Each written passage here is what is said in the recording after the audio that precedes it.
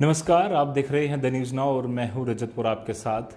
एक बड़ा फैसला UT of Jammu and Kashmir द्वारा ले लिया गया है कि SRO 202 जो पॉलिसी थी उसे नई जितनी भी रिक्रूटमेंट होंगी उसके लिए रिवोक कर दिया गया है और पुरानों के लिए 2 साल का जो प्रोबेशन पीरियड है वो रखा गया है। पहले ये 5 साल का होता था। इन सब पर बातचीत करेंगे और किस तरह से भारतीय जनता पार्टी की जो अगली नीति है वो किस तरह से तय होगी और किस तरह से बड़ा फायदा भाजपा को होने वाला है, इससे इनसे बातचीत करेंगे। सुनील शर्मा जी मेरे साथ मौजूद हैं, state general secretary. Sunil ji, किस तरह से इस पूरी डेवलपमेंट को देखते हैं? काफ़ी देर से लोगों को उम्मीद थी कि भारतीय जनता पार्टी इस पर कुछ बड़ा फैसला जो है वो जल्दी सुनाएगी और वो खुशखबरी आ चुकी है। पहले तो मैं आपका धन्यवाद करना चाहूँगा। आपने हमें मौका दिया है यहाँ पे। देखिए, 202 जो SRO इसने तो जाना ही था। ये कोई बहुत बड़ी बात नहीं थी। जिस प्रकार से एक प्रोपेगेंडा तैयार किया गया था, ये तय था कि इसने जाना है। और हमारे सारे नेताओं ने, इवन मैंने भी पीछे 2-3 इंटरव्यूज़ में कहा था, वेट एंड वॉच। आप देख लीजिए, इसको जाना ये कोई बहुत बड़ा फैसला नहीं था। बहुत बड़ा फैसला 370 जैसा था। बहुत बड़ा फैसला यहाँ पे 35 का था। बहुत बड़ा फैसला रेफ्यूजीज़ को यहाँ पे नागरिकता देने का था। जो वाल्मीकि समाज, गोरखा समाज, इनको यहाँ पे सिटीजनशिप देने का था।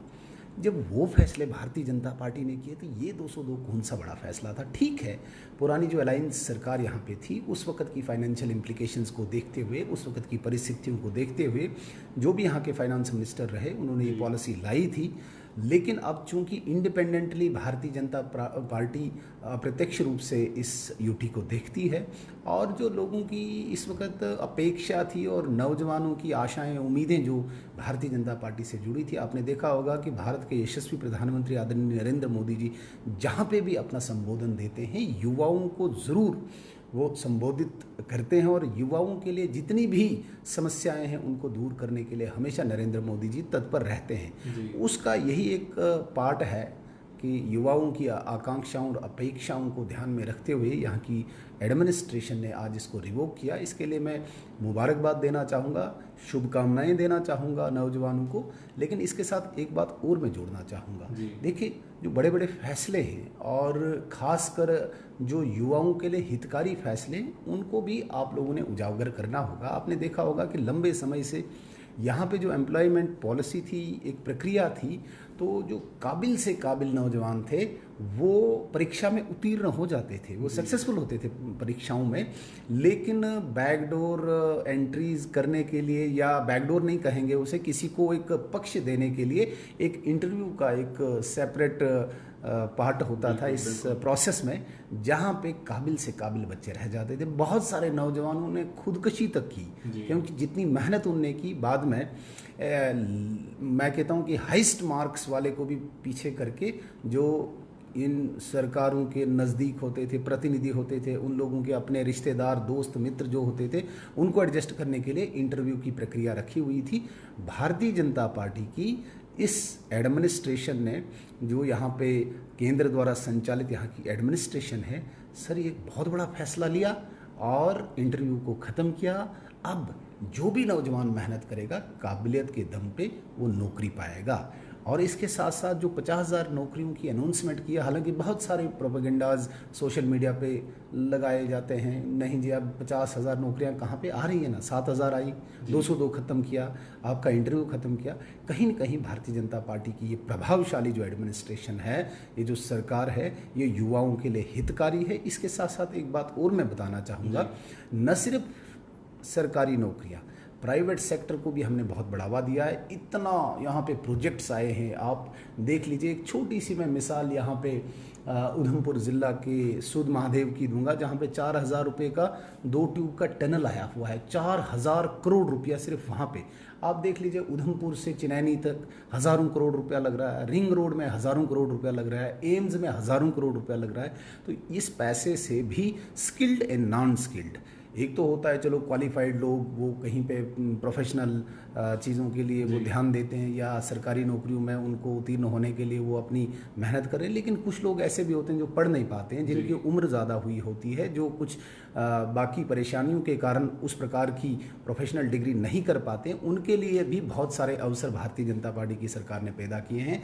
अगर ये कोरोना नहीं होता तो आज तक आपने देखना था बहुत सारे नौजवानों को आज तक नौकरी मिली हुई होती, लेकिन फिर भी हम आशा करते हैं कि ये कोरोना की महामारी जल्दी ख़त्म हो और इस प्रकार की जो एक प्रक्रिया जो एक शुरुआत की हुई है आदरणीय नरेंद्र मोदी जी ने इस जम्मू कश्मीर में, ये नए नए आयाम ज़रूर इनको छुएंगे और नौजवानों के लिए और भी इससे ज़्यादा अवसर आएंगे। जी सुनील जी, आपने प्राइवेटाइजेशन की बात की, लगातार आप कोशिश कर रहे हैं कि नई नई इंडस्ट्रीज़ यहाँ पर आएँ, बट एक प्राइवेटाइजेशन से जम्मू कश्मीर के युवाओं को और जम्मू कश्मीर के पीडीडी डिपार्टमेंट को काफ़ी परेशानी हो रही है कि वो मांग कर रहे हैं कि प्राइवेटाइजेशन उसकी नहीं होनी चाहिए, क्योंकि एक बड़ा सेटअप उन्होंने ऑलरेडी तैयार किया था। उसको लेकर किस तरह से भारतीय जनता पार्टी अपना पक्ष रख रही है, क्योंकि उनकी मांग है कि हम लगातार यहाँ पर मेहनत करते रहे और अब जब पूरी तरह से डेवलपमेंट हो चुकी है, अब आप प्राइवेट को दे देंगे तो जम्मू कश्मीर के युवाओं को प्रॉब्लम भी हो सकती है।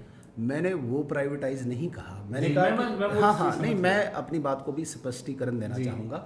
मैंने जो प्राइवेट सेक्टर की बात की, जो प्रोजेक्ट्स आए उसमें नौजवानों को एम्प्लॉयमेंट के लिए मैंने अवसर की बात की। जहाँ तक पीडीडी की प्राइवेटाइजेशन की बात की, मैंने कल भी कहीं पे कहा था ये चीज़ उचित नहीं है अभी, क्योंकि पीडीडी सर एक ऐसा डिपार्टमेंट है जहाँ पे आप अर्न कर सकते हो स्टेट के लिए। मैं खुद पीडीडी मिनिस्टर रहा हूँ। आप अगर एक सही मैनर में इस डिपार्टमेंट को चलाएंगे, division wise result oriented fix target उनको देंगे, काम देंगे, और मैं डेफिनेटली ये दावे के साथ कहता हूँ कि सबसे बड़ी आमदनी का जरिया पीडीडी डिपार्टमेंट हो सकता है। तो किसी ठेकेदार के हवाले देना ये उचित नहीं है। भारतीय जनता पार्टी का भी ये स्टैंड है और हमने ये फीडबैक भी दी है। माननीय रविंद्र रैना जी ने हायर अथॉरिटीज से भी बात की है कि इसको प्राइवेटाइज नहीं किया जाना चाहिए। एक तो बहुत ज़्यादा एम्प्लॉइज इसमें लगे हुए हैं, उनके भविष्य के साथ खिलवाड़ होगा, और नए नौजवान जो एक एस्पायरेंट्स हैं इस डिपार्टमेंट में जाने के लिए, जिन्होंने बहुत बड़ी डिग्रीज की होंगी, उनके लिए भी वो सपने चूर चूर होंगे। एक तो वो बात है, दूसरा ये कोई स्टेट के लिए हितकारी नहीं है। जो आमदन एक कंट्रैक्टर लेगा, बाहर का कंट्रैक्टर लेगा, वो आमदनी क्यों न स्टेट खुद कमाए। एक ऐसा मैकेनिज्म यहाँ पे खड़ा करे जिससे पीडीडी डिपार्टमेंट को एक अर्निंग डिपार्टमेंट बना के स्टेट के लिए यहाँ पे पैसा जो आमदनी है उसको यूज़ किया जाए। मुझे लगता है कि ये स्टेप उचित नहीं है, इसको नहीं करना चाहिए। भारतीय जनता पार्टी भी इसके लिए अपने हायर अथॉरिटीज़ में फीडबैक दे रही है, और मेरा पर्सनल भी being former minister of this department, मेरा भी ओपिनियन है कि इसको अर्निंग डिपार्टमेंट बनाना चाहिए और इस आमदनी के स्रोत को आप किसी के हवाले नहीं कीजिए, ये हमारी भी प्रार्थना रहेगी। जी सुनील जी, जिस इलाके से आप आते हैं, चनाब वैली से, कई सारे ऐसे इलाके हैं वहाँ जो पिछड़े इलाके हैं। बच्चे लगातार ये उम्मीद होती थी उनको कि डिस्ट्रिक्ट कैडर या डिवीजन कैडर की पोस्ट निकलेगी तो वहाँ पर अप्लाई कर पाते थे, बट आपको लगता है कहीं ना कहीं जो ये फैसला लिया गया है डिस्ट्रिक्ट और डिवीजन कैडर को हटाने का और उसमें कुछ 5 या 10 पॉइंट्स की एक विंडो दी गई है, तो क्या उन बच्चों को फ़ायदा होगा या वो अभी भी नाराज़गी जो है वो भारतीय जनता पार्टी के खिलाफ और एडमिनिस्ट्रेशन के खिलाफ वो अभी बनाए रखेंगे? जो ही ये डिसीजन आया था तो मैंने एक प्रेस कॉन्फ्रेंस भी बुलाई थी और उसमें मैंने इस डिसीजन को वेलकम किया था। इसको थोड़ा सा एलाबोरेट करने की आवश्यकता है, विस्तार से नौजवानों को समझाने की आवश्यकता है। हमने डिस्ट्रिक्ट कार्डर और डिवीजन कार्डर को ख़त्म नहीं किया है, हमने सिर्फ एक अपॉर्चुनिटी, एक अवसर दिया है दूसरे ज़िले में भी नौकरी करने का। मैं ये कहता हूँ कि मैं जिस ज़िले से हूँ मैं दूसरे ज़िले में भी काम करना चाहता हूँ, मैं करना चाहता हूँ, लेकिन उसके लिए मुझे कम्पीट करना पड़ेगा, वहाँ के जो लोकल है उससे ज़्यादा कम्पीट करना पड़ेगा। तो ये एक डोर खोला, एक दरवाज़ा खोला है। अगर डोडा का कोई है वो कठवा में कर सकता है, कठवा का अनंतनाग में कर सकता है, अनंतनाग का कुपवाड़ा में कर सकता है, पुलवामा का रामबन में कर सकता है, राजौरी का दूसरी जगह कर सकता है। सर, एक दरवाज़ा अवसर पैदा किया है, मैंने अपने विजन को वास्ट करना है, तो मुझे अपने ज़िले में क्यों कन्फाइंड रख रहे हो? मेरे अंदर उतना टैलेंट है, मेरे अंदर उतनी काबिलियत है, मैं दूसरे ज़िले में भी जा सकता हूँ। और वहाँ पर जो स्थानीय कैंडिडेट को आपने 10 नंबर दिए हैं, मैं उससे ज़्यादा मेहनती हूँ, काबिल हूँ कि मैं वो 10 नंबर भी क्रॉस प्रयास करके मैं मेरिट पा सकता हूं, तो मुझे तो अवसर मिलना चाहिए। तो ये नौजवानों के लिए, युवाओं के लिए मुझे लगता है कि बहुत बड़ा अवसर है। अपने ज़िले में मैं करना चाहूँ कर सकता हूँ, मुझे तो 10 नंबर एक्स्ट्रा मिल रहे हैं, मेरे डिवीज़न में तो मुझे 5 नंबर एक्स्ट्रा मिल रहे हैं। लेकिन यूटी एक इकाई है, अब ज़िला एक इकाई नहीं है, एक यूटी इकाई है। और जिस भी युवा को अपने नॉलेज को थोड़ा सा वास्ट करना होगा, अपनी जानकारियों को बढ़ाना होगा, या किसी दूसरे ज़िले में एक इच्छा होगी काम करने की अपनी कॉम्पिटेंसी के दम पे, उसके लिए अवसर खोला गया है। इसको हमने ख़त्म नहीं किया है। डिस्ट्रिक्ट कैडर वहीं पे है, डिवीज़न कैडर वहीं पे, सिर्फ दूसरे ज़िले वाले के लिए हमने एक दरवाज़ा खोला है।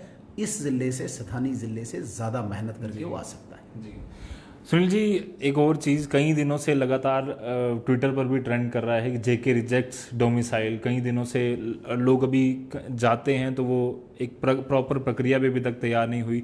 साथ ही साथ ये उनकी मांग है कि जो ऑलरेडी पीआरसी होल्डर हैं, आपके पीछे मैं देख रहा हूँ महाराजा हरि सिंह जी की तस्वीर भी लगी है, उन्होंने ही ये पीआरसी जो है वो जम्मू एंड कश्मीर में लाया था और उसके बाद से लगातार जम्मू एंड कश्मीर को एक हक मिला हुआ था।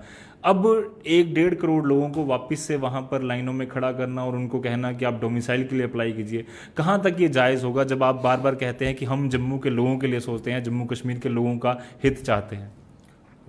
सर, पूरे देश के लोगों के साथ साथ जम्मू कश्मीर का विशेषकर जितना भी राष्ट्रवादी समाज है वो बहुत अत्यंत खुश है।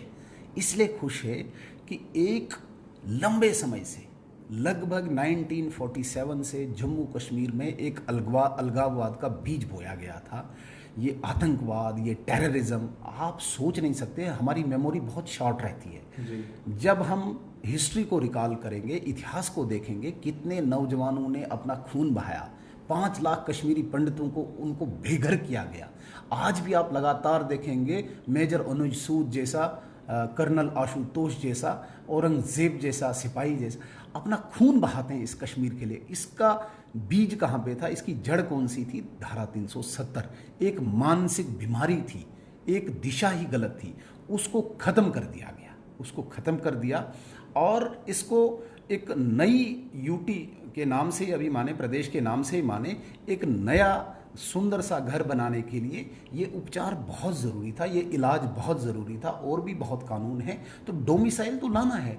एक बात मैं आपको ज़रूर यहाँ पे कहना चाहूँगा, ये कोई बड़ी बात नहीं है सर। डोमिसाइल आज कौन सी लाइन में खड़ा रहना है, आप मुझे बताइए। यहाँ पे साथ साथ ये कह दिया भाई 7 दिन में आपको डोमिसाइल सर्टिफिकेट मिलेगा। जहाँ तक आप पीआरसी की बात कर रहे हैं, मैं रेवेन्यू मिनिस्टर भी रहा हूँ सर। रेवेन्यू में कोई भी रिकॉर्ड किसी पीआरसी का नहीं है। यहाँ पे ऐसे पीआरसीज हैं जो पाकिस्तान के लोग यहाँ पे बैठ के पीआरसी बनाए थे। अगर आप इनको इस वक्त डोमिसाइल करोगे, क्या वो न्याय कर रहे हो आप जम्मू कश्मीर की जनता के साथ? रोहिंग्याज ने यहाँ पे पीआरसीज बनाया है, क्या आप न्याय कर रहे हो? कोई सिस्टम ही नहीं था, एक पटवारी किसी की भी नकल बना सकता था। अब पूरा एक मैकेनिज्म डेवलप किया गया है, अब ऑनलाइन सिस्टम तैयार किया गया है, अब आपको पूरा आधार के साथ लिंक किया जाएगा। मॉडर्न ज़माना है सर, और मॉडर्न ज़माने में हम अपनी कुर्बानियों को नहीं भूलें। इस मिट्टी के लिए उन्हीं पाकिस्तानी दुश्मनों ने, जिन्होंने हमारे भाइयों को यहाँ पे मौत के घाट उतारा, आज अगर उस लेते हो तो वो दुश्मन भी यहाँ पे बैठे रहेंगे ना। तो कहीं ना कहीं इस पीआरसी को बिल्कुल ख़त्म कर दिया जाना चाहिए। कोई लाइंस नहीं लगनी है। आजकल धड़ाधड़ डोमिसाइल बन रही है, हर तहसीलदार को ये अथॉरिटी दी गई है और डोमिसाइल बन रही है। मुझे नहीं लगता कि ये कोई बहुत बड़ी बात है। राष्ट्रवादी समाज इसके साथ है। एक प्रोपेगेंडा सेल यहाँ पे तैयार किया गया है, प्रोपेगेंडा सेल, जो इस प्रकार का प्रोपेगेंडा तैयार करता है। उनके पास दूसरा कोई मुद्दा ही नहीं है, नहीं लक्ष्य है।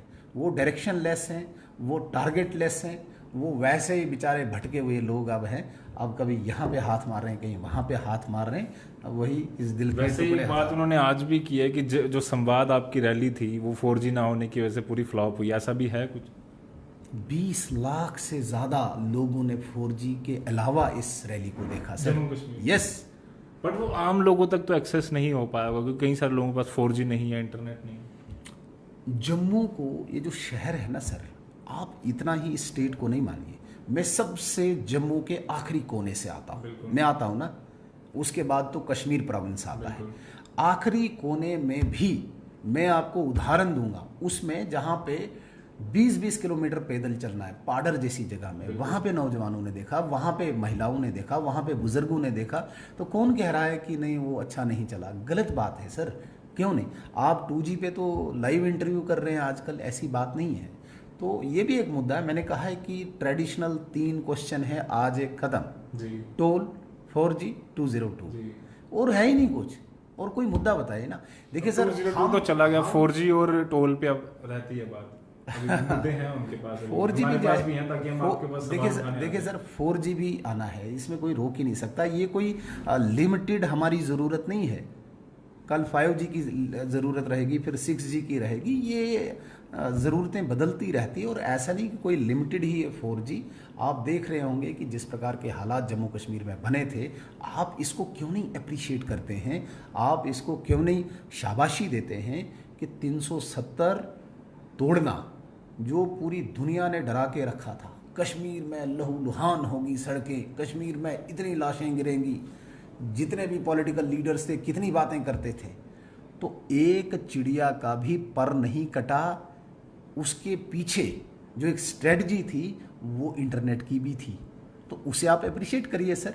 एक चिड़िया का भी नहीं पर कटा, तो उस स्ट्रेटजी को, जो ये स्ट्रेटजी होती है नेशनल इंटरेस्ट में, उसको कहीं ना कहीं अप्रिशिएट करना चाहिए। हाँ, अगर यहाँ पे आपने इंटरनेट भी काटा होता और यहाँ पे लॉ एंड ऑर्डर की भी प्रॉब्लम होती, तो आपके लिए बहुत बड़े सवाल थे।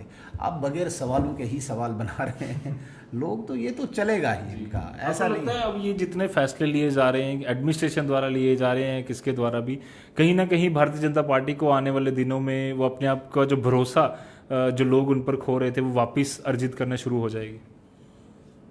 देखिए, आपको भी मैं ये सवाल पूछता हूँ सबसे पहले, यदि कोई कमी त्रुटि रहती है तो ज़रूर आप माइक लेके खड़े हो जाते हैं भारतीय जनता पार्टी के किसी भी वक्ता नेता के सामने। आप बताइए ये गलत हो रहा है, आपने लोगों के साथ ये गड़बड़ की है, ऐसा किया वैसा किया है, जवाबदेही हमसे ढूंढते हैं आप। तो आज जो ये चीज़ें हो रही है, तो आप ऑटोमेटिकली आप अपने दिल पे हाथ रख के बोलें इसको, आप भगवान को साक्षी मान के ये बात कहें, कहीं ना कहीं आपके अंदर भी है कि भाई भारतीय जनता पार्टी बहुत अच्छा कर रही है। अब किसी को कुछ नहीं मिल रहा है तो ढूंढ रहे हैं, वो ढूंढ रहे हैं। सवाल तो जो पार्टी होगी, लेकिन इस उपलब्धि का श्रेय भी आपने भारतीय जनता पार्टी को ही देना है। और एक बात मैं ज़रूर आपको कहूँगा, भारतीय जनता पार्टी का आधार बहुत मजबूत है सर, बहुत ज़्यादा मजबूत है। आपको दूसरी पार्टियां ढूंढ के भी नहीं मिलती है, इतनी विजिबल और इतनी अप्रोचेबल पार्टी बन चुकी है। ग्राउंड में भी कहीं पे भी जाएंगे, भारतीय जनता पार्टी का एक आधार है, और उसी के साथ अपेक्षाएं भी जुड़ी होती है, उन्हीं के साथ उम्मीदें भी जुड़ी हैं, इसीलिए लड़ते भी हैं, झगड़ते भी हैं। इसीलिए भारतीय जनता पार्टी का जो आधार इतना बड़ा है, इसीलिए हमसे उम्मीदें हैं, और हम पे ही उनका विश्वास भी है। बहुत ज़्यादा विश्वास भारतीय जनता पार्टी पे है, भारतीय जनता पार्टी के नेतृत्व पे है, और विशेषकर आदरणीय नरेंद्र मोदी जी पर बहुत ज़्यादा लोगों का विश्वास है। तो ऑटोमेटिकली आपके सवाल का जवाब मुझे लगता है कि आपके दिल में ही है। जी, धन्यवाद हमसे बातचीत के लिए।